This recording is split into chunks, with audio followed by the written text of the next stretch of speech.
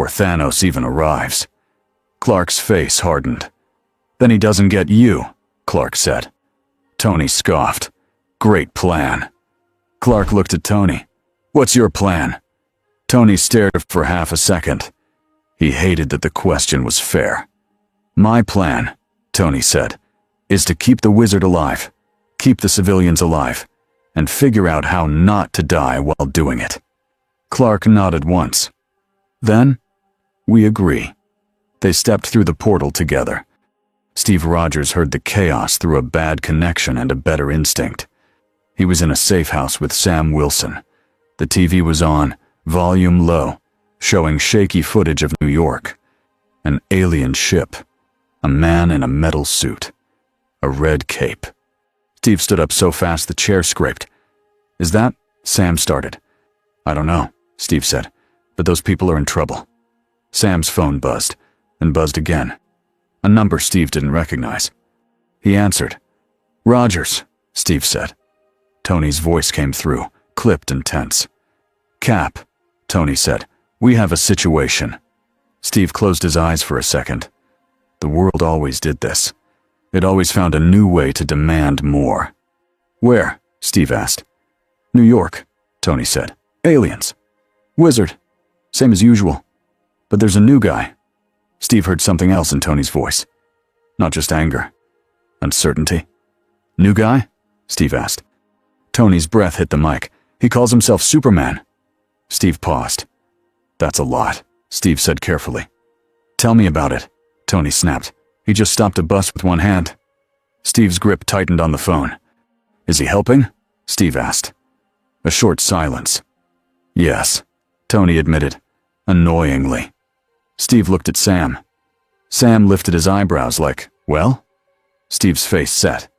Then don't waste time fighting him, Steve said. Fight the threat. Tony's laugh was sharp again. Great. I'll add trust the flying alien to my list. Steve's voice stayed steady. Tony, Steve said, if he's saving people, that tells you something. Tony didn't answer right away. Then quieter, Tony said, yeah. It tells me I'm about to have to figure out what to do with a guy who can throw a building. Steve swallowed. Do what you always do, Steve said. Try to do the right thing. He ended the call and stared at the screen again. The cape moved like a flat. Steve didn't know who that man was, but he knew the look of someone who ran toward danger. And he knew the look on people's faces when they saw hope. High above Earth, far beyond the blue edge of the sky, Thanos sat in silence on a ship that felt like a cathedral. The stones he already had hummed in their holders. Each one was calm. Each one was obedient. Then, for a moment, something new brushed the edge of his senses. Not a stone, not a planet, a presence. Bright, dense, alive, like a sun that had decided to walk. Thanos' eyes opened. He did not look surprised. He looked thoughtful. Another, he said softly. Ebony Ma's voice came through the ship's systems from far away, smooth as ever. My lord, Ma said, there is an unexpected variable. Thanos' mouth curved into a small, cold smile. Then we adjust, Thanos said. We do not panic. We do not rush. We remove it if it stands in our way. Ma hesitated, which was rare. It stood still, Ma said, reverent and disturbed. Against my will. Thanos' gaze turned toward the stars as if he could see Earth through metal and distance. Good, Thanos said. Then it will be a lesson. His voice stayed calm, but the room felt heavier. Bring me the time stone, Thanos said, and learn what this Superman chooses to protect. The street fight got worse. It got worse because Ma stopped treating it like a show. He started treating it like a problem that needed to be solved fast. Tony fired at Ma again. Strange through shields and whips of light. Cull Obsidian tore through cars like they were toys. And Clark, Superman, moved like the only thing that made sense in the middle of madness. He didn't chase Ma first. He chased the falling building. A wall cracked. Glass rained down. Inside, people screamed from an upper floor. Clark shot upward. He put his body between the glass and the people, and the glass shattered against him like ice. He caught a man who had slipped off a ledge. He handed him to Tony without looking. Tony almost missed the handoff. The man felt light in Tony's arms, but the speed of it made Tony's stomach drop. "Hey!" Tony yelled. "You can't just—" Clark was already gone. He landed in front of Cull as Cull raised his weapon again. Clark took one step forward and pushed. Not punched. Pushed. Cull flew backward and hit the side of the alien ship like a thrown truck. The metal groaned. Cull dropped, stunned for a second, more confused than hurt. Tony's heart thudded. Okay, so that's the level. Strange's eyes flicked to Tony. Tony's helmet angled back. They both had the same thought. If this guy ever turns, we're done. Clark heard none of that. Or he heard it and refused to react to it. He heard something else. A child crying inside a taxi. A mother trapped. A heart slowing down. Clark's head turned. His eyes focused like he was reading a sign. He moved, faster than Tony could track, and tore the taxi door off. He lifted the crushed metal like it was paper and pulled the mother out with both arms, steady and careful. "You're okay," Clark said, voice calm. "I've got you." The mother stared at him with wide eyes. "Who?" she tried. Clark didn't answer with a speech. He just set her down, gently behind Strange's shield. Then he turned back to the aliens. Ma watched the pattern. He watched who Clark saved first. He watched what Clark refused to do. Ma raised one hand and pinched his fingers together.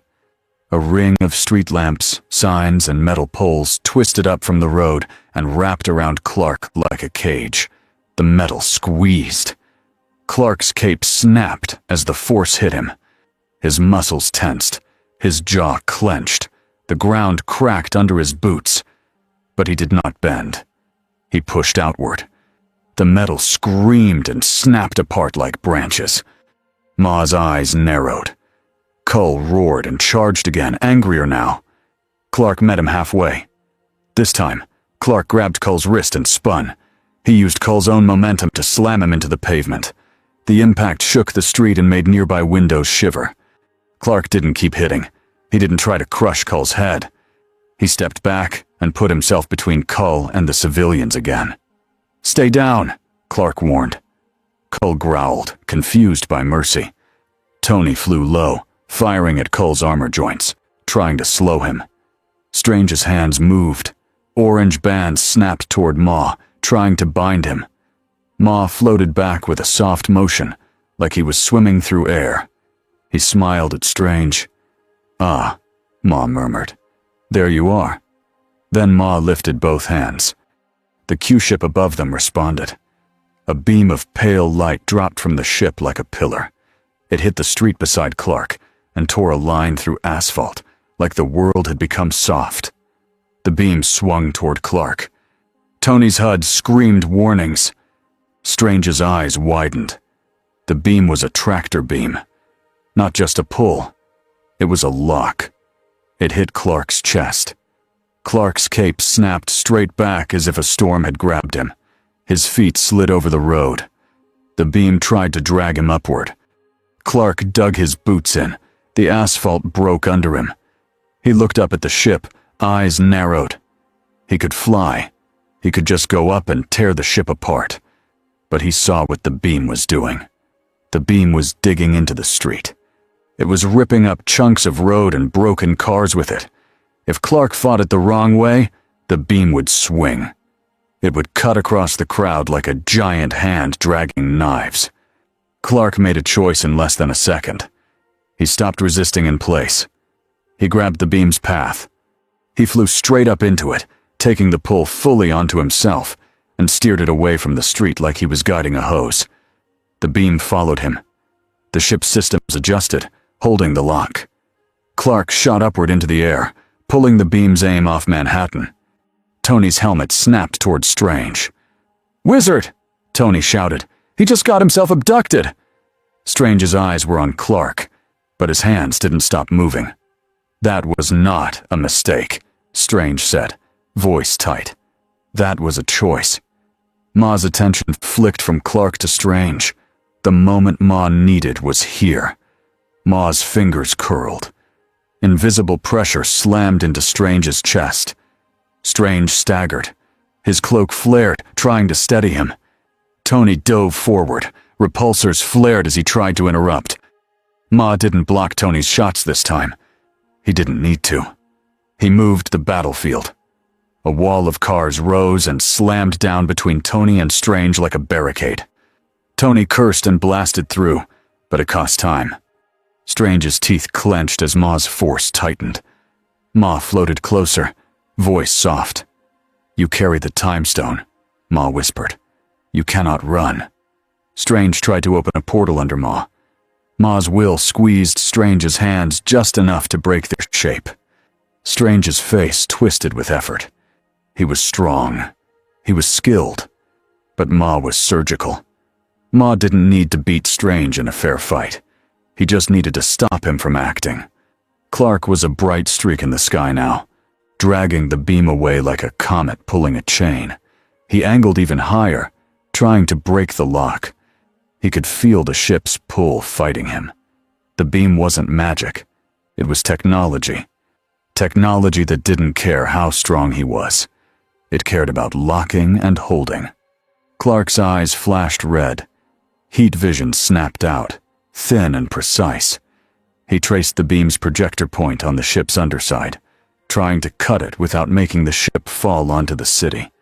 The metal glowed. Systems sparked. The beam wavered. Clark pushed harder, forcing the ship to tilt up and away. And down on the street, Ma used the gap. He pulled Strange toward the open edge of the beam's path. Strange fought.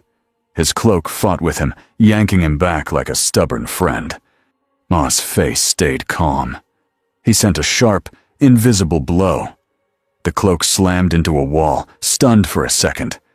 Strange's eyes widened. Tony finally broke through the barricade of cars and flew at Ma like a missile. Get your weird space hands off my... Ma flicked his fingers. Tony froze mid-air for a breath, like he had hit glue. His suit strained. Nanotech screamed as it tried to keep moving. Tony's arms shook. Ma didn't smile at Tony. Tony wasn't important. Ma's eyes stayed on Strange. Then the ship's beam shifted. Not onto the crowd, onto Strange. The beam caught Strange's body and lifted him fast, like a hook yanking a fish out of water. Strange's cloak snapped awake and grabbed for him, but the beam dragged Strange upward too quickly. Tony broke free with brute thrust and surged after him, reaching with a metal hand. His fingers caught Strange's cloak for half a second. Then the beam pulled Strange out of reach. Tony stared up, breathing hard. No, Tony whispered. Clark saw it from above. He saw Strange rising. He saw Tony chasing. He saw Ma's calm face below. Clark's gut tightened. He could drop. He could slam down and end Ma in one hit. But if he dropped, the tractor beam would swing back down and tear through the street again. People would die because he wanted to be faster than physics. Clark chose again. He cut the projector completely. The beam snapped off. Clark shot downward like a missile. But the ship had already started moving. It rose, engines flaring, pulling Strange inside through an opening like a mouth. Tony fired up, chasing it. Clark flew after them, faster than sound, faster than Tony's suit could safely track. He closed the gap in seconds. He reached the ship's edge as it climbed. He could tear it open.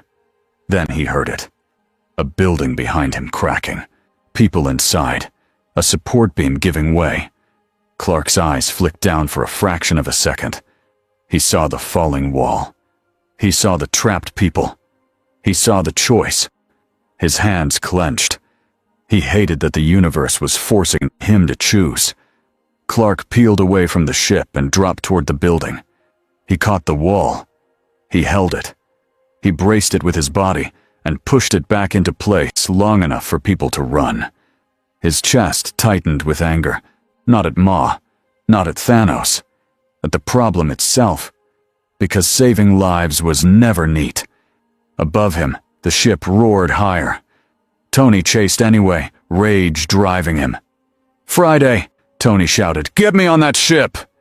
Peter Parker is on a school bus 2 blocks away. Tony's mind snapped. "No," Tony said, then corrected himself. "Yes, I need backup. Get the kid." Clark finished the rescue in a blink and shot back into the air. The ship was already farther now. It moved with a speed that wasn't normal for something that big, like it was folding distance. Clark could catch it. He knew he could, but he didn't know where it would go next. He didn't know if following it would leave the city unprotected. He didn't know if there were more attacks coming. He did know this. Ma had studied him in minutes, and Ma had learned something important. Clark would always choose the people on the ground. Clark hovered above the street, watching the ship become a shrinking shape in the sky. Strange was gone. Tony was gone. Chasing. The crowd below stared up at Clark like he was the only thing holding the world together. Clark lowered slowly, landing in the broken street. He looked at the faces. Fear. Hope. Confusion. A man pushed forward, holding a phone like a shield. "Who are you?" the man demanded, voice shaking. "Are you with them?" Clark's throat tightened. He wanted to answer with something that fixed it, something that made them feel safe. But he couldn't promise that. Not in this world. "I'm here to help," Clark said simply. Some people cried. Some people shouted. Some people backed away. Behind him, the air sparked. Strange's cloak, shaken but moving, floated out from a side doorway and hovered near Clark for a moment, like it was checking him. Clark looked at it. "You're going to be okay," Clark said to the cloak, like it was a person. The cloak fluttered, almost offended. Then it turned and shot back into the sanctum, as if it had decided it had work to do. Clark stood alone for a moment in the wrecked street. He listened. He listened for Strange. He listened for Tony. He listened for the next scream. His eyes narrowed. Somewhere out there was a man named Thanos. A man who thought he could erase half of everyone. Clark's hands clenched. "Not if I can help it," he said under his breath. And far above, the ship carrying Strange vanished into the dark, carrying the war into space. The street was still broken, but the screaming had changed. Now it was smaller, more tired, like people were trying to understand what they had just survived. Clark stood near the sanctum doorway with dust on his shoulders and a tear in his cape that he hadn't noticed until now. He listened past the sirens, past the shouts, past the news helicopters that were already circling. He tried to find one voice. Stephen Strange. Clark's eyes narrowed. He turned his head slightly, like he was lining up a signal. Nothing. Not the way he expected anyway. Whatever had taken Strange had put distance between them fast. Or it had hidden him. Or both. The cloak returned first, whipping through the doorway like a living thing that had run a marathon. It hovered in front of Clark and flicked the end of itself at him, sharp and angry, as if blaming him. "I tried," Clark said quietly, like he was speaking to a person. "He was taken." The cloak trembled, then darted inside. A man stepped into view behind it. He was broad-shouldered, calm, and looked like he had spent his whole life dealing with problems that didn't care about panic. Wong. He took in the wrecked street, the damaged sanctum steps, and the people staring from a distance. Then he looked at Clark. "You are the flying man," Wong said. Clark blinked. "I guess that's accurate." Wong's eyes moved over him like a careful scan, but not in a cruel way. More like a librarian checking if someone had returned a book soaked in rain. "Dr. Strange is gone," Wong said flatly. "Yes," Clark said. "They took him." Wong's jaw tightened. He did not show grief. He showed focus. "Where did they go?" Wong asked. Clark looked up at the sky. The ship was long gone.